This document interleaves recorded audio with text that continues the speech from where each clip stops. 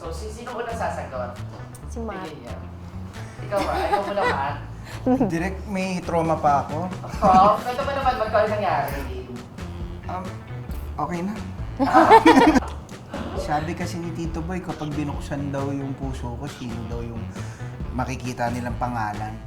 Kung bubuksan namin ngayon ang puso mo at ang katahimikan na yon, anong pangalan ng babae ang aming makikita? Daniela. Daniela. Talaga, ganda. Daniela, kung nanonood ka, magandang hapon. Magandang hapon sa'yo.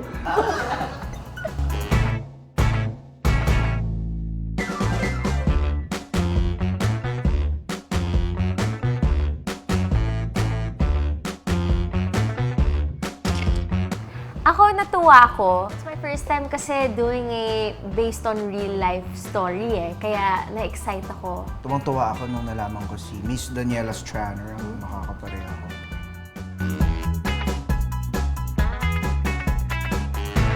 Hindi. Siyempre, una kinabahan ako. Kasi napapanood ko yung series nila. Parang sabi ko, hala, baka mukhang mataray, baka sungitan ako sa set. Pero hindi naman. Nung nag-script reading, sobrang sweet ni Daniela. Paano yung sweet ba? Ako, na-excite ako. Na-excite ako at saka it's my first time working with someone na other network. Parang something different. Tapos si Matt, na-meet ko siya nung first day. Super sweet boy. Oh.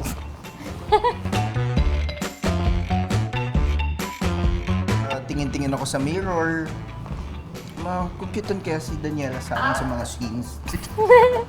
Siyempre yun, nagbasa ako ng script. Pero mas nag-rely ako dun sa gut feeling ko. Lalo na nung first scene namin together. Parang sobrang available lang. Parang binuksan ko lang talaga yung katawan ko for this role. So parang natural na lang siya eh, na lumabas yung character ko nung naka-scene ko si Daniela. Yeah, same with me. Siyempre, inaral ko muna yung character ko. Tapos, hindi ako masyado nag-prepare. More on parang I just went with the flow. Tapos, going to Bicol, nag-van kasi 'di ba? So mga 12 hours yung biyahe. Dun ko parang inopen up yung sarili ko with sasabihin ko sana yung Savior. With Savior. Sobrang masaya ako nung shoot kasi sobrang gaan ka-work ng lahat, ng production. Tapos, ang sarap din sa feeling nung pagka magka-scene kami ni Daniela. Kasi punong-puno ng pagmamahal ang naramdaman ko nun. And thank you. Thank you. For me, same. Ang gaan. Lalo na siguro dahil agad ako naging comfy with Matt and with everybody. Tas kasama ko pa dun si Isnir and Karina. Everything was just so smooth and all. Tapos, with the heavy scenes naman, ramdam na ramdam ko siya. Maybe kasi nilagay ko talaga yung sarili ko sa character ko. Magaling kasi yung director namin eh. Actually, Yeah. Actually, Like, wala pa kami doon. Rolling? Sound? Nagtitake na kagad. Well, di ba, naka-lock in and yung mga scene natin, laging nagtititigan, laging ano.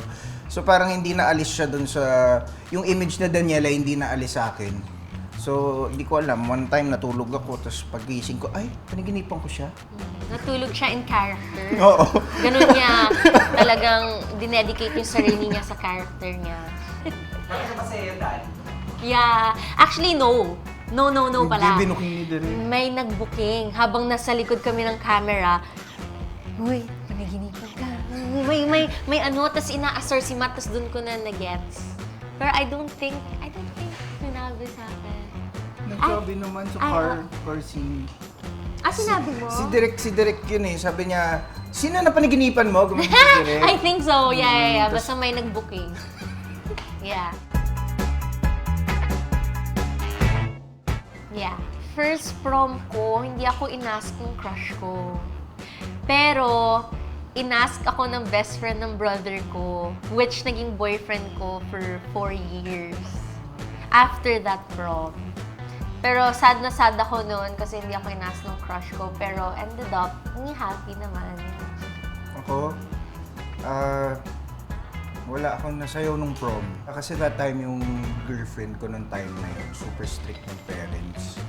So, wala akong partner nung prom. Ako nga pala yung first dance niya. Oo. Sabi niya sa akin. First dance ko si Daniela sa prom. Thank you, last goodbye. Yeah. Si Daniela yung date ko.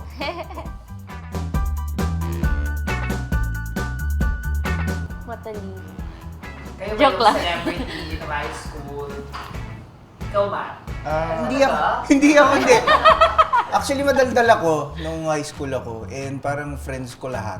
Tapos, nung third year high school ako, nag-varsity ako ng basketball. So, medyo popular kasi varsity. Tapos, yun. Ako, varsity din ako ng soccer team. Tapos sa classroom naman, ako yung laging nakatayo.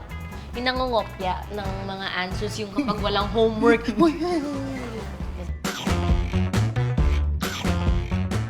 Ako yung kapag lagi ako napupull out sa class kasi may competition kami for soccer. So, hindi ako ma-attend ng class, pero may graded na kami doon. Perfect. Ako naalala ko, pinapalagi ako pinapagalitan kasi lagi mahaba yung buhok ko. May CAT. So, kailangan shaved yung dito. Varsity kami. Ang ginawa nung coach namin, hindi, walang magpapaganyan. Magpakalbo kayo lahat. Nagpakalbo kami lahat. Tapos parang, sabi ko, parang mali to ah.